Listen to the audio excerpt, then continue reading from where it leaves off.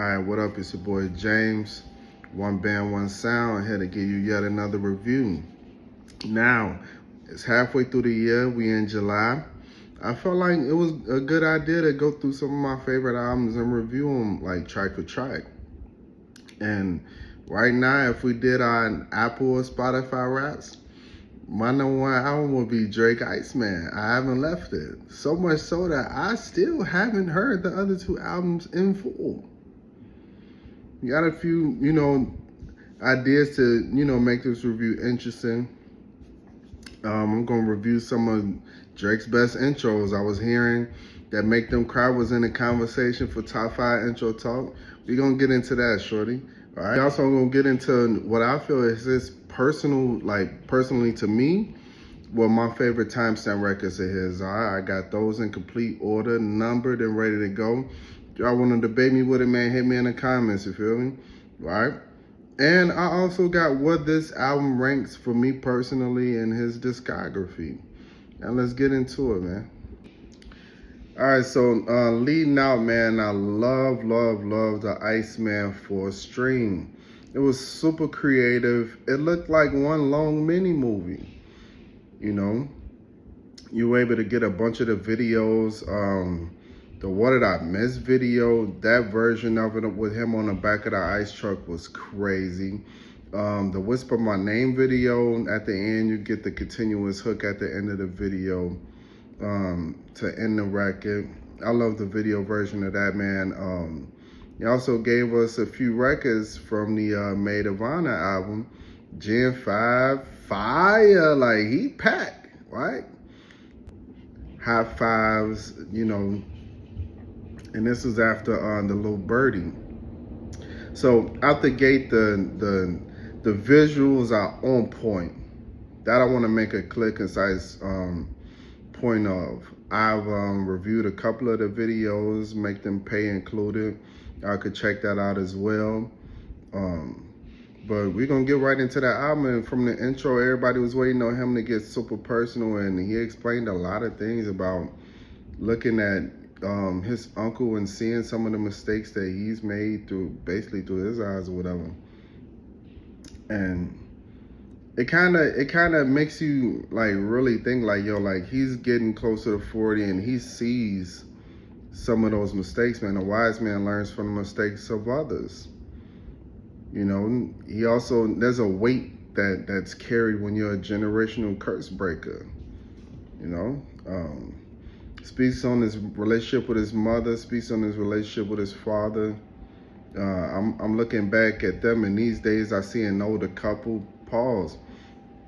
The cover of Maid of Honor kind of looks as though like, Drake's mom being a wife, but in the background you could see his father as well. I love the intro. I love the beat switch. The beat switch was crazy. He started really getting off on that second verse. He started talking about, man, he even talking about his homie losing his chain.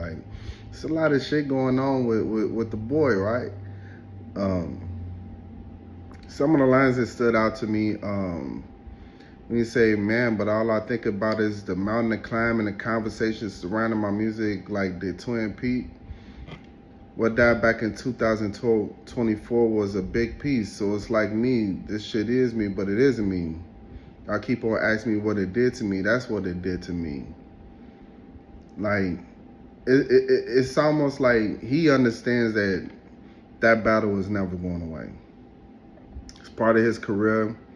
It happened, and that might be his biggest, most decisive, loss. And he's speaking to that as well, from a more introspective perspective.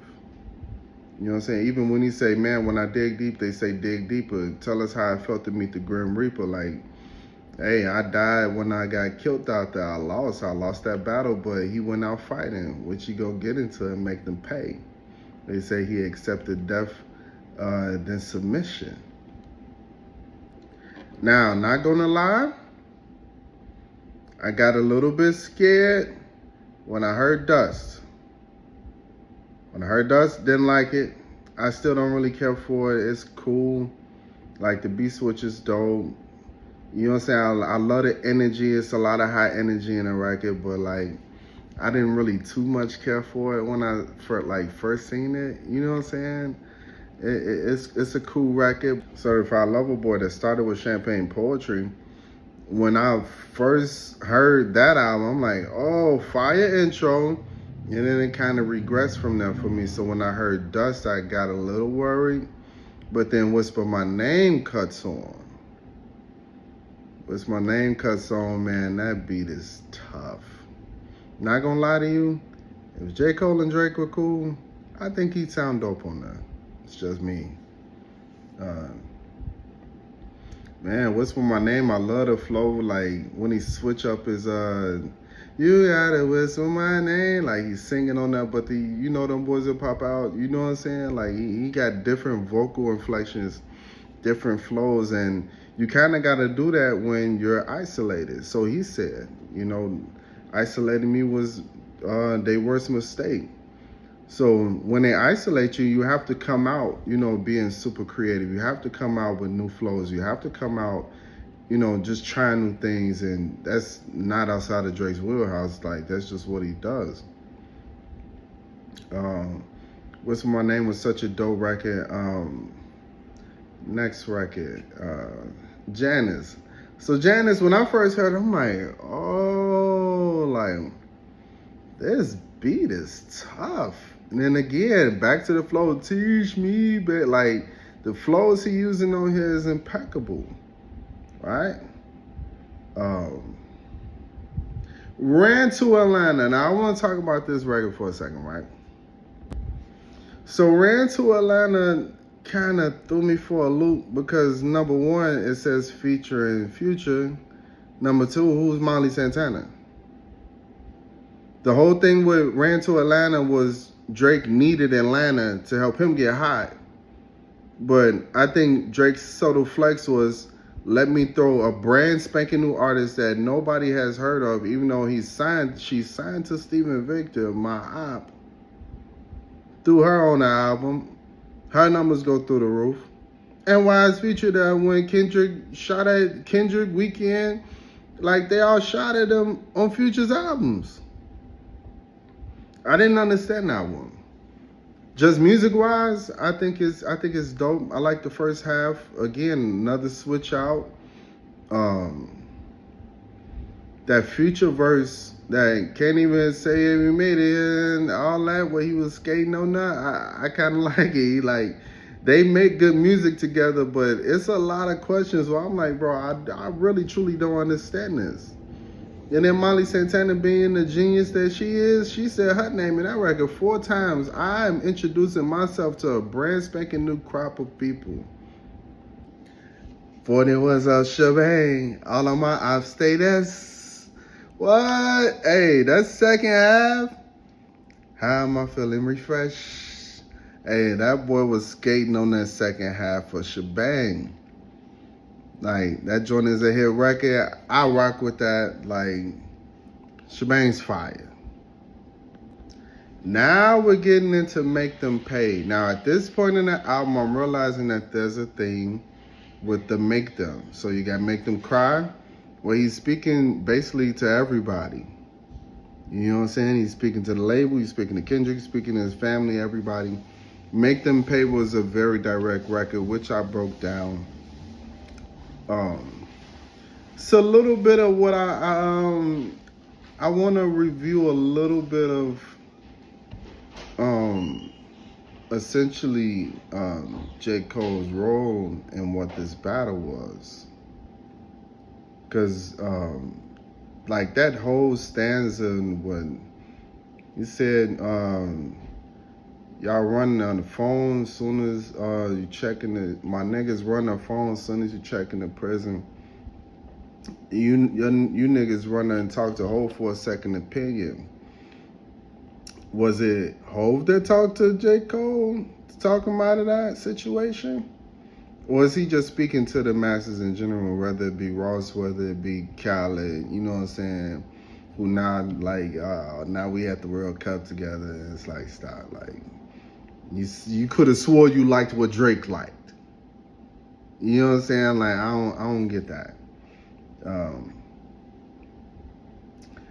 Me, I stood 10 T's and accepted the mission. Now, why I think that is important, because if if Drake accepted the mission was what? To go at Kendrick. Drake is looking at J. Cole and saying, you didn't accept the mission. So were they aligned in thinking as to say, like, we're both going to shoot at Kendrick? As he said, me, I said 10 T's and accept the mission because I'd much rather death than submission, which is what J. Cole chose.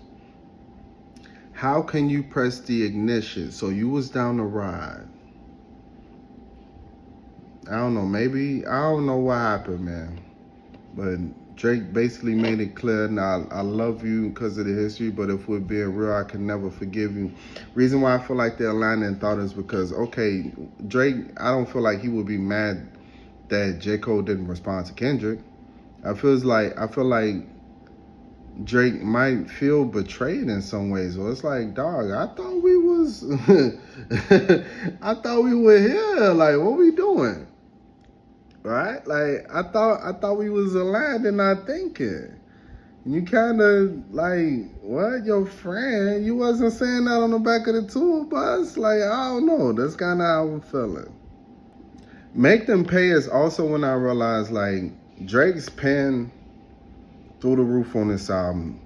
Like, he is really rapping on this album. He really barring up, and he on his line for line, bar for bar, word for word shit, man. And I rock with it heavy.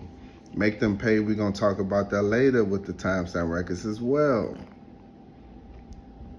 Burning Bridges, when I heard that record, that's when I'm like, okay.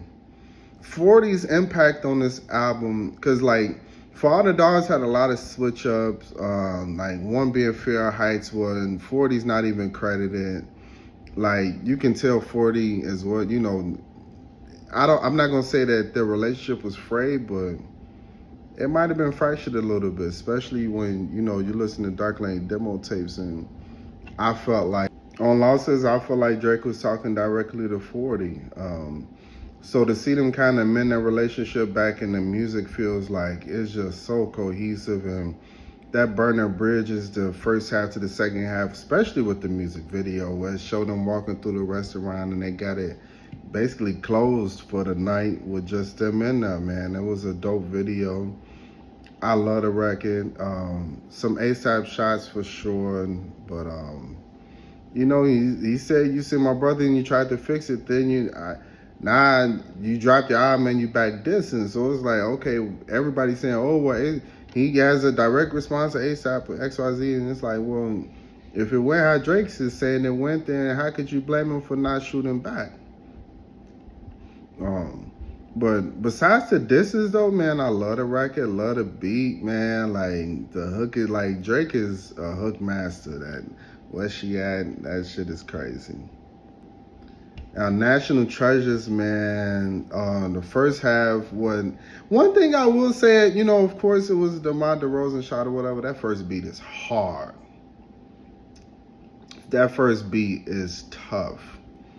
But one line he did say that kind of was funny. He said, we used to plan our Mexico trips in the spring. So you mean to tell me DeMar DeRozan is planning a trip before the NBA season is over? I don't know, man. I'm just going by the lyrics.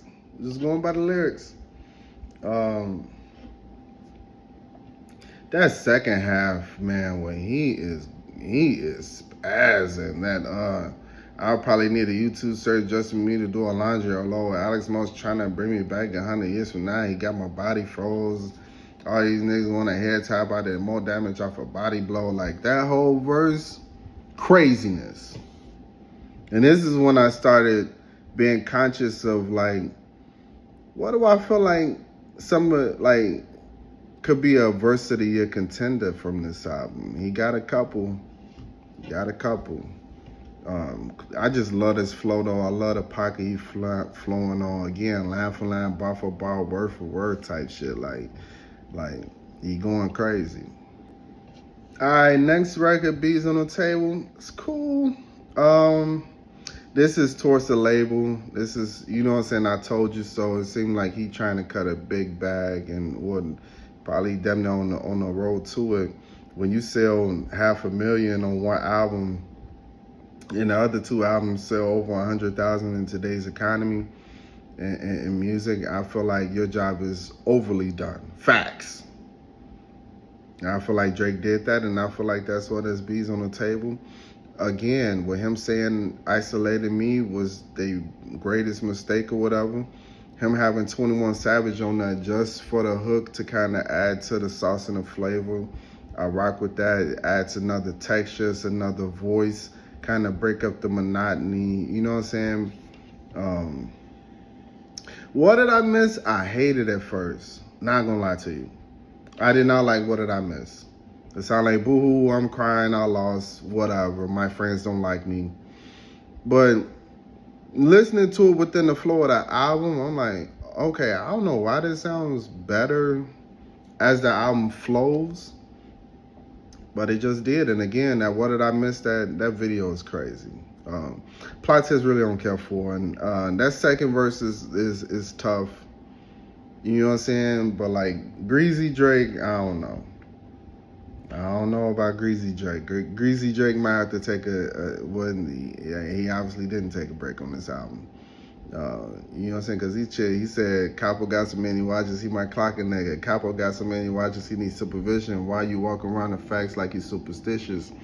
So, again, trying to, you know, let's see if Charles really crashed something. You know, he responded to a lot of things. So, Greasy Drake, you know what I'm saying? It's a little on the fence with me. Plot twist was alright. Too hard for the radio, man. Skip. I don't like it. I don't like it at all. I don't know. It don't even really feel like it fit the album for real. I don't know. I just ain't like it. I'm gonna keep it a buck. I still don't like it. The second half, I don't know. It sounds like a, you know, again, like a Not Like Us knockoff, and it's kind of like when you're supposed to be fighting against the, you know, culture vulture, you know what I'm saying, narratives. And I feel like doing that was kind of like a trollish way, but also it can kind of fit into the narrative that Kendrick is saying he's a culture vulture. And that he'll hop on any sound. Make Them Remember, my personal favorite song on the album. I feel like when you're doing that type rapping for 5 straight minutes, over 5 minutes is impeccable. I did an entire review for it, man. Y'all could check it out. Line for line, bar for bar, word for word. I broke the entire record down. Lil Birdie. When I heard this, I don't know, it kind of threw me for a loop. I was still trying to figure out who it was, who he was talking about, who did him dirty. It was a dope record. It was decent. It kind of sounded like Kodak on that a little bit.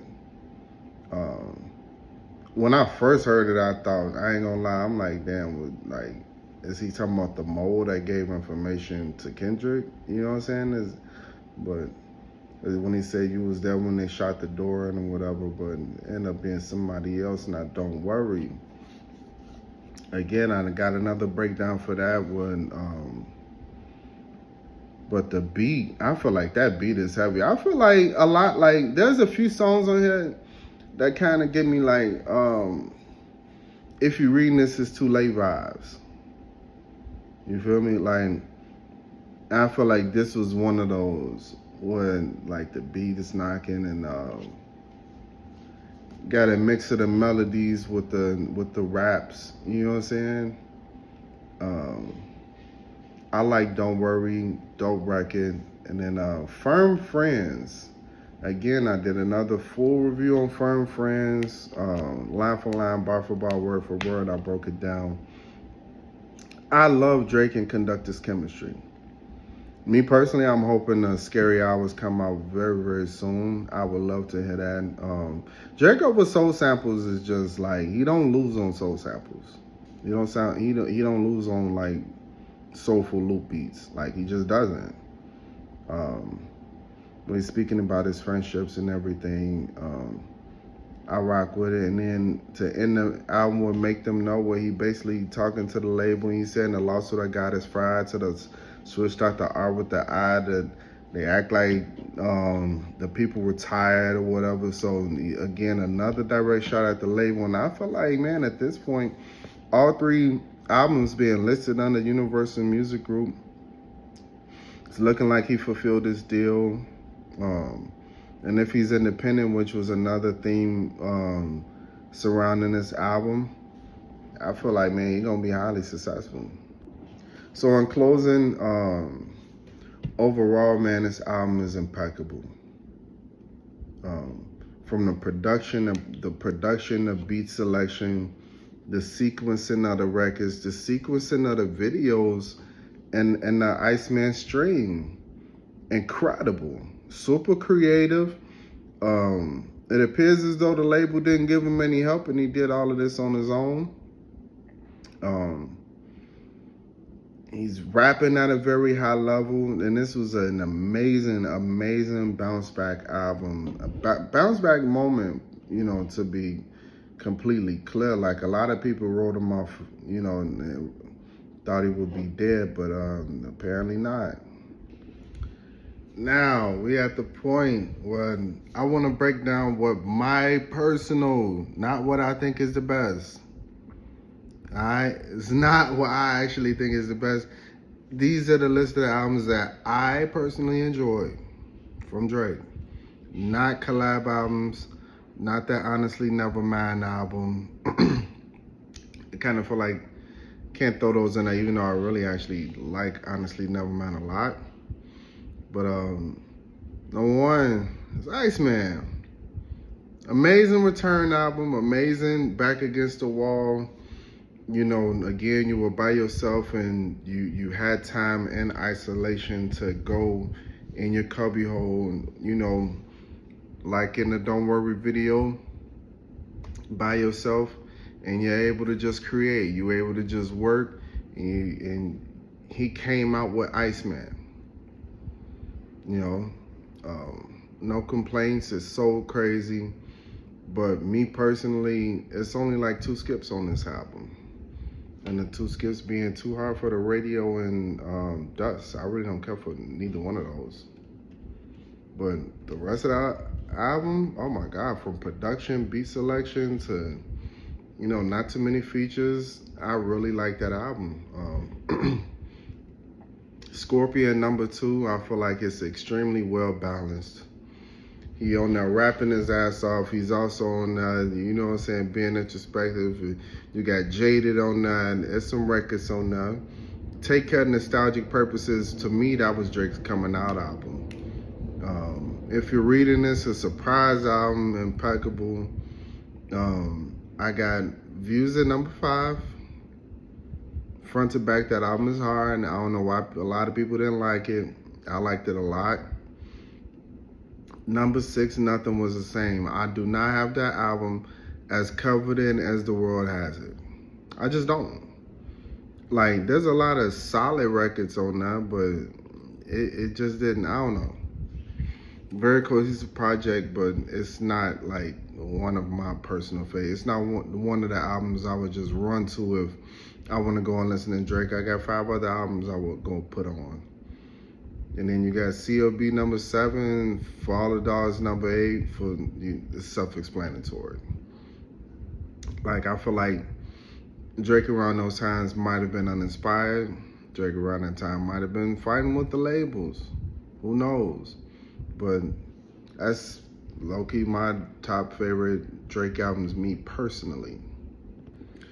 All right, so another thing that this Iceman album got me into is the timestamp records. Now to make them pay, make them cry, make them remember. And the 4th one, make them pay, make them remember, make them know. All right, all felt timestamp record-ish. Felt like one was to the label, one was to Kendrick and all the 20v1 people. One was to J. Cole, and one was to the fans to let us know what he was going through the entire time. Extremely introspective, bar heavy, Definitely some of his best rap performances on this album. And if I even had to rank the Make Them series on this album, Make Them Pay No, just Make Them Remember is tough. I think I'd go Make Them Remember, then Make Them Pay, very, very, very close second. Then Make Them Know, then Make Them Cry. Yeah. But as far as timestamp records, now when I first heard Make Them Remember, it was labeled 1 a.m. in Albany. So I kind of did something funky with this and kind of threw it in the mix. So I got 5 a.m. in Toronto. That was a very, very, very hungry Drake. Very hungry. Like, this is like back against the wall, him showing that he could bar up. You know what I'm saying? Him channeling when he used to rap on Low Brother beats and all that. I feel like 5 a.m. in Toronto is the best timestamp record. Followed by 9 a.m. in Dallas. Again, Drake super hungry around that time. Make Them Remember, which is really 1 a.m. in Albany. If I'm labeling it 1 a.m. in Albany, I got that number 3. I feel like he walked all over that joint. Like, he didn't take a bar off, and it's over 5 minutes, right? 4 p.m. in Calabasas, I like it like it's super coded, some Joe Budden disses and Puff disses. Like, he's just going in on that joint. I feel like that's number 4. I love that beat. Number 5, 6 p.m. in New York, when the little homie was talking reckless and vibe. He had some dope bars in that. 8 a.m. in Charlotte. I don't know. Again, back to J. Cole. Where else is he recording this record besides? I don't know. Like, you think Drake recording with locals in Charlotte, or you think he, you know what I'm saying, slid with J. Cole, which will also go with my theory as far as, you know, with people saying, oh, well, J. Cole, and he was in a fight that he should have never been in, and I think he agreed with a lot of that, but that's besides the point. 8 a.m. in Charlotte, number 6. Middle of the Ocean, number 7. I got that as a timestamp because it's telling, he definitely probably wrote that on a yacht somewhere, man. And number 8, 7 a.m. on Brittle Path. I like the energy, but I don't know. I kind of felt like the other ones are just better. Like, he's just rapping better, and like, you know, he's poking his chest out on the other ones. I feel like 7 a.m. was solid. It's a dope record, but not better than the other ones. And now we had Drake intros. I heard a lot of talk with this intro on this album, Make Them Cry. I think it's a dope intro, but as far as the Drake intros that I have, man, I got Tuscan Leather number 1. I know I don't really care for it. Nothing Was the Same. But I got to call a spade a spade. There's no way in the world that I could say that there's any intro better than Tuscan Leather. It's my personal favorite intro. Followed by Legend, which I feel like set the tone for a surprise album. Like, he was really poking his chest out on that. I'm like, yo, like, when I first heard that record, it was like, damn. Not only did we get a surprise record, but he's really jumping out there and planting his flag and letting people know that I am the best in the game. And I rock with it. Champagne Poetry was dope. He had a dope second half on that where he was rapping his ass off. I got to Make Them Cry. Make Them Cry, number 4. Fireworks, number 5. I like Fireworks a lot. Alicia Keys' touch to the hook was crazy. Dope way to start a debut album. Extreme confidence, even though I feel like he was still figuring himself out, but Fireworks is dope. Survive was number 6 only because it's so short. Like, it's a little over 2 minutes, but he rapping on the Over My Dead Body, number 7. I didn't care for that Kevin Hart line, like, you break your Kevin Hart, boy. That Over My Dead Body intro, I don't know. It's a little, it's a good intro, but I ain't got it, and it's all right. Keep the family close, man. It sounds like some Phantom of the Opera shit. Like, and I really love Views, as y'all could tell. Like, it's in my top 5 favorite Drake albums all time. But Keep the Family Close, I really didn't like the intro. In Virginia Beach, I didn't like For the Dogs at all. So, but intro wise, man, I feel like you got to set the tone. And I feel like Virginia Beach didn't do that. Especially seeing that I really didn't care for the Dogs. Overall, man, Drake, this is a great album. This is a great return album. The album cover is even impeccable. And everything from the visuals, lyrics, the bars, the hooks, the cadences, man. There's no stone unturned on this Drake Iceman album. It's an impeccable album.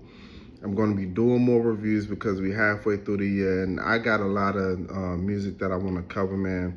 Love that K1 album. Love that Thundercat album. Love that Kehlani album. So quite a few albums I want to review, but I want to start with my favorite one, which is Drake Iceman. Yeah, man, like, share, subscribe. Comment, man. Let me know if y'all agree. Let me know if you disagree. Let me know what you're feeling out there. You know what I'm saying? This is James, man. One band, one sound. I'm out.